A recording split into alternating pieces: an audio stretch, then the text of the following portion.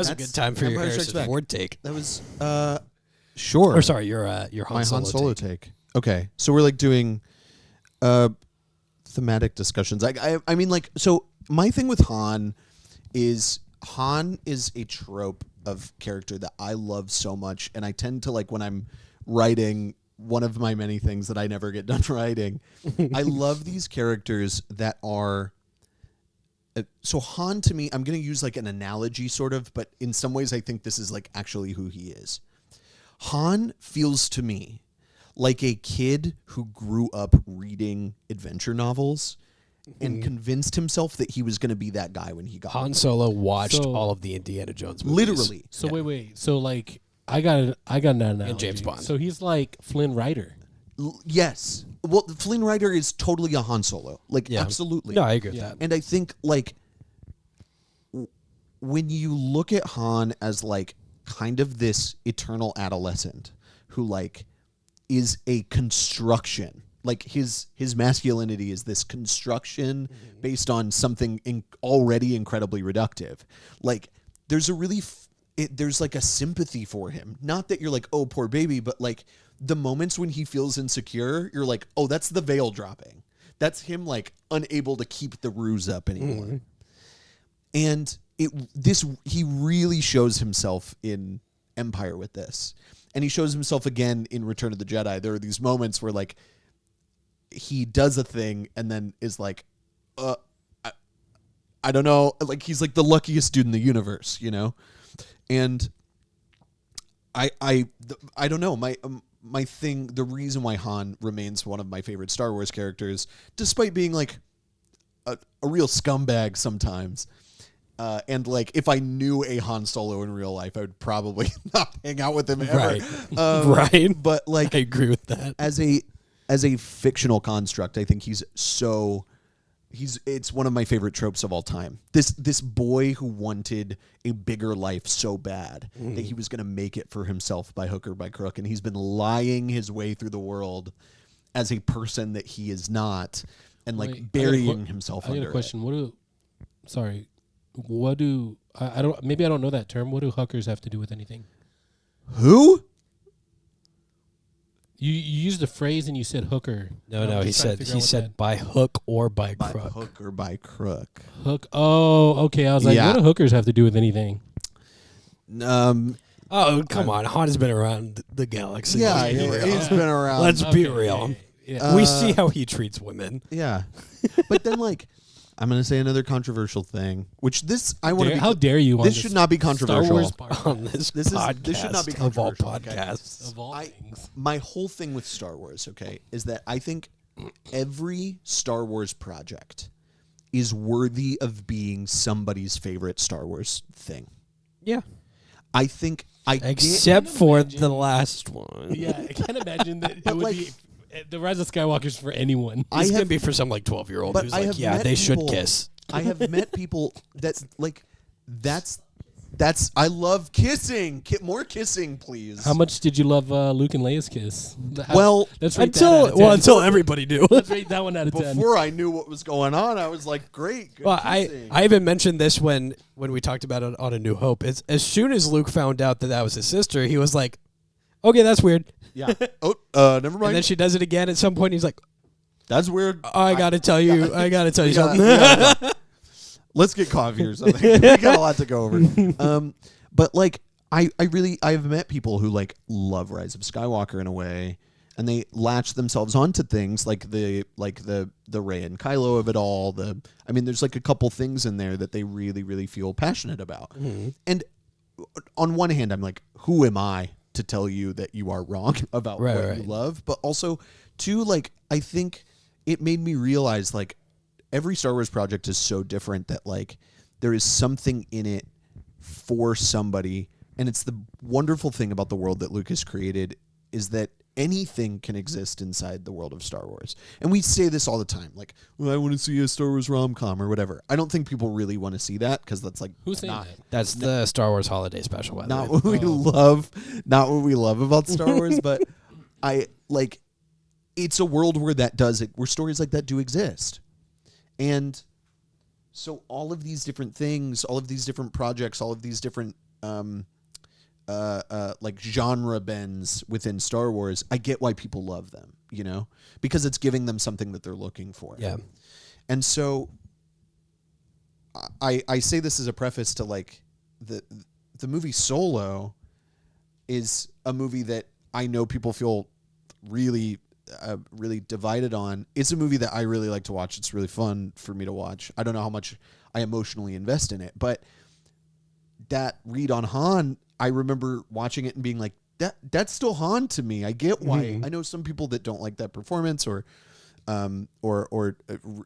just really don't like Alden Ehrenreich in that movie. I think he's doing really good in that movie, and part of it is because that was always my take on Han, is that he's like, he's the kid who escaped and like just was finding a way to survive, and the only way he knew how to survive was to be a fictional construct of who he actually was. He is very much the I'm sorry, my ship is actually the coolest ship because literally it's way faster than everyone else's. My ship is faster than your ship infinity times 1,000. Yeah, my ship could beat up your ship. Yeah, exactly. Like, and so I don't know. I love Han so much, and I love Han so much in this movie, and it is why I Love You, I Know actually makes me emotional, because I'm like, here you are staring like death effectively in the face, and you can't drop the ruse, man. Yeah, you get to continue to be yourself. Like, and like you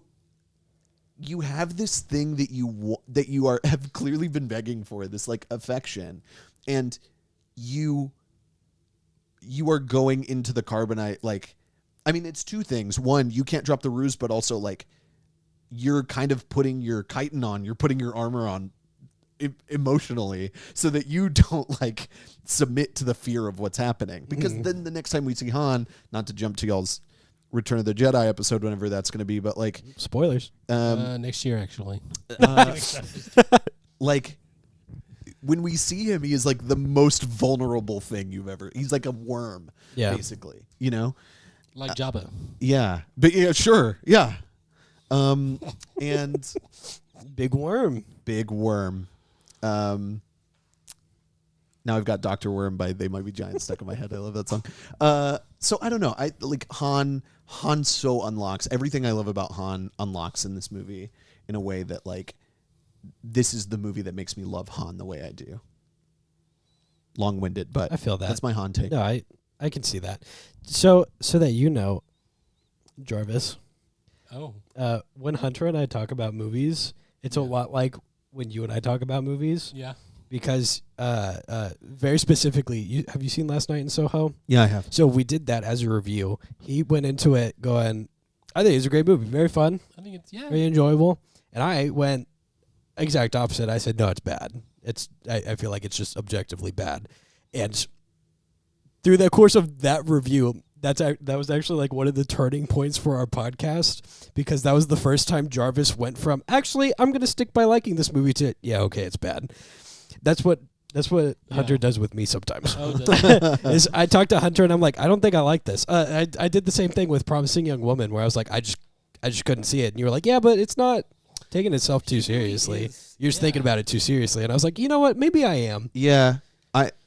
I won't go off on Promising Young Woman. That's a whole. Yeah, please don't. That's a bit. I I don't know if we should ever go through that one. But yeah, I don't know. And I don't know. I guess I'm curious. Like, Han is the character that I love most in this movie. Mm-hmm. Luke is kind of going through something that I am going to really. I mean, this lays the seeds for like the things that I really love about Luke later on. If anybody has ever, there's a couple of books called, I believe they're called From a Certain Point of View, and they are anthology short stories about Star Wars. What they did was they reached out to different authors and they said, pick a character that does not have a lot of time or only has a couple of lines. Pick like not even tertiary characters, like background characters in each of the movies, and write a short story about them. And like they did it for A New Hope and for Empire.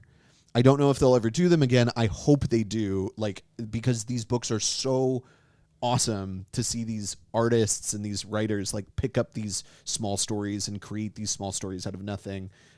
Griffin McElroy of the McElroy brothers, from My Brother and Me and The Adventure Zone, writes this incredible story about in the first book about a Jawa in the Sandcrawler who like is the Jawa, like he like has this little corner, this little like nook within the Sandcrawler that he crawls into, and he collects these little things he finds, and he draws on the walls of the Sandcrawler and like dreams of seeing the stars. And he finds R2 and accidentally plays the Leia message, and like suddenly has this like moment where he's like, I don't know what's happening, but I'm seeing the galaxy in a new way. Like I'm touching the stars right now. I'm experiencing something beyond anything that I will ever see. I will never leave the Sandcrawler. I'll never leave Tatooine. This is my I'm touching something right now. And it's so emotional and so cool. The reason I bring this up is that there's a really cool short story in the Empire one that I'm sorry I forgot who wrote it. I'll look it up while y'all are talking at some point.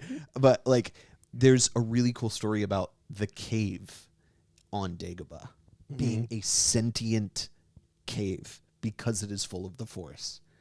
And I could see that. it's so cool. Like it's such a cool perspective. Interesting.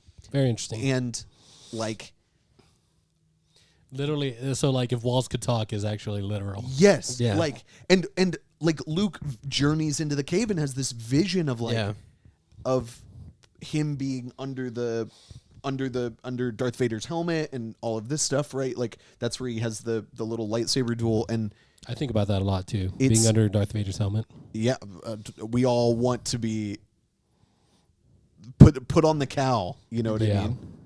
Actually, I don't. I've never been. I had one of those as a person. kid. But the helmets, the voice changing helmets, Oh, that's cool. That very is fun. Really. And now they Very sell I them hate for you. like $200. I Yeah, hate you for that. Yeah. yeah. No, I broke that. I used that thing until it was dead. Yeah, I think the coolest thing I had as a kid from a movie was the Home Alone Talkboy tape recorder. That's pretty cool. Yeah, I like that. but I think I would have liked a Vader helmet more. Yeah. I'm trying to remember why I brought that story up. It's connected to something, but I just think like that it's one of my favorite things about Star Wars in general, but really about Empire, is all of these little moments, these little characters, and these spaces where so many stories can open up and be alive. Yeah, You know? I agree with you. I think the coolest thing about Star Wars in general is just how open the world is. Yeah. The universe. And The so world. there's sentient caves that Alderaan. like are trying, like this cave being connected to the Force and then like trying to tell Luke something that he needs to hear in the moment. Yeah. And that vision having so many different layers of like, not only is his DNA is under Darth Vader's helmet, but also like the real battle is going to be with himself at the end of the day. Yeah. And like, I don't know. It's, there's just so many cool moments in this movie. Which is where most of our battles are in our daily lives or with ourselves. That's very deep, Jarvis. Well, That's true. it's very deep. So You are the only villain in your story. And you get to choose if you're going to defeat it or not. Yeah, it's true. And like, you've got the Obi-Wans on one shoulder and the Vaders on the other. And Oh, you got to decide who you listen And to. sometimes the Yoda to go, yeah, burn the hut down. Who cares? Sometimes the cares, Yoda is literally on your shoulder throwing your balance off. True. it's true. It's true. And you go, well, I would be able to lift this if you weren't so heavy. And he go, yeah, I'm the thing that's heavy. Yeah. I'm curious, like in, And then he just gaslights you for the rest of your life. so far you guys have done New Hope, you've done Last Jedi, you've done Rise of Skywalker. This is only the fourth Star Wars movie you've This is done. the fourth Star This is Wars. the movie. fourth Okay, Star so you haven't done Force and you haven't done. No, I think we're probably prequels. going to wait to do a Force Awakens for a I while. think there's a lot of movies we want to do before we revisit Star Wars. There's so many movies out there. You know what I mean? Yeah. But I guess the reason I ask, We pick our movies on a whim, so there's no rhyme or reason. there's no rhyme or reason. Okay, cool. Oh, well, some of them are like our next video is going to be a commenter someone request. suggested it. Oh, cool. Yeah. So That's fun. It's because we watched Paprika, and then they said, "Hey, you like Satoshi Kon?" Yeah. Cool. they're like, That's your spoiler, I'll- by the way, I'll make sure for next week. I'll make sure you don't like Satoshi Kon after this one. I don't know. I'm just kidding. Oh, huh? So, final thoughts. Do you want to go last with your arbitrary rating? Sure. Okay. Yeah. Y'all go first. Go ahead. I mean, this is obviously an own it. This is obviously an own it. You know, get the box set if you can afford it. Take out a loan for it. And, Yeah, they're pick it up. still expensive for some reason. Get the most expensive set you can and just watch the heck out of it, and all the Special commentary, features deleted are always scenes. the best part Look for of the that DVDs. deleted scene with Luke in that Wampa or whatever in the Yeah, cave. and then send it to us. Now that he brought it up to us, I'm kind of curious about that scene. I'm gonna look it up on YouTube after this. Mhm. That's kind of crazy that that thing was about to kill him, and Luke was like, "I'm gonna defeat you with the power of love." You know what I mean? Yeah, Kind of like that's what the Scott Force Pilgrim. is. That is what the Force is. It's here, Scott big boy. Pilgrim versus the world. But so watch all the deleted scenes. Absolutely, like it's so iconic and it's so culturally important.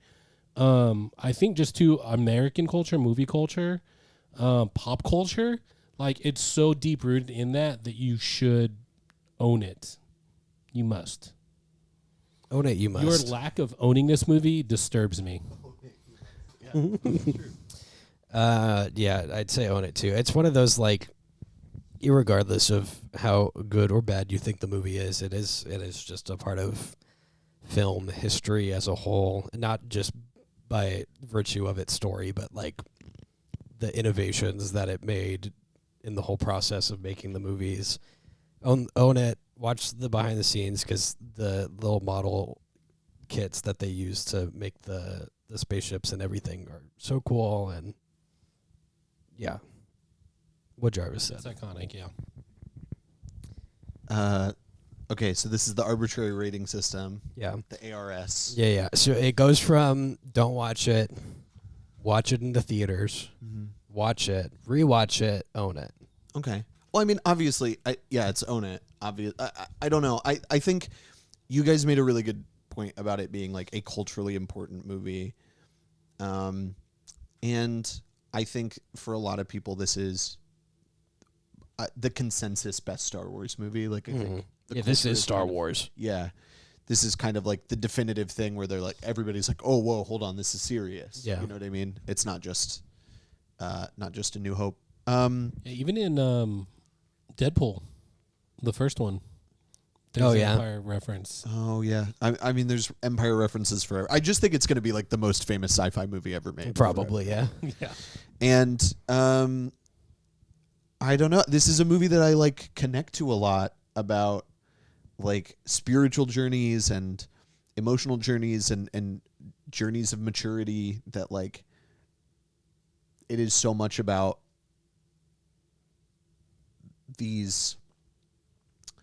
Most of what happens to the characters in this movie is completely out of their hands. They're being chased the entire time. You know what I mean? Or they're being like advised by like a ghostly voice or whatever, Yeah. you know? Railroad. It's a lot of, there's a lot of railroading happening. And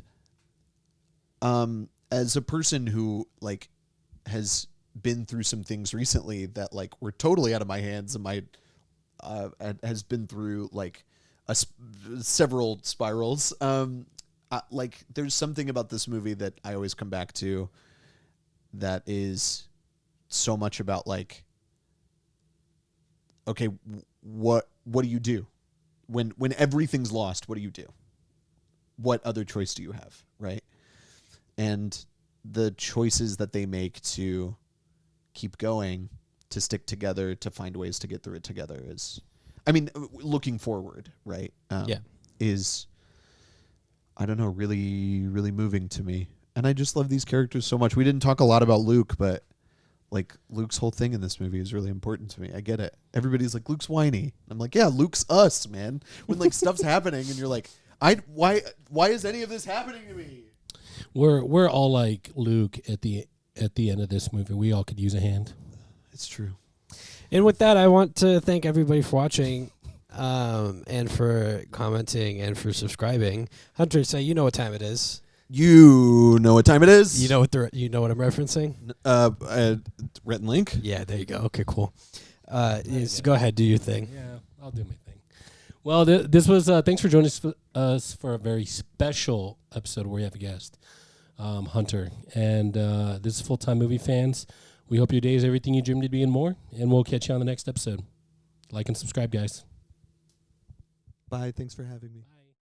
Hey, full-time MFers. You like this video? 'Cause we sure did. If you liked it, maybe you should share it with your friends. Maybe like the video and subscribe. If we were you, that's what we would do. If I was watching this, I'd be all over that. Like, and I'd hit that share, and then I would hit that subscribe in that order. Yeah. There's also another video that's popped up. YouTube thinks you like this one, so you should watch that one now. See you next time.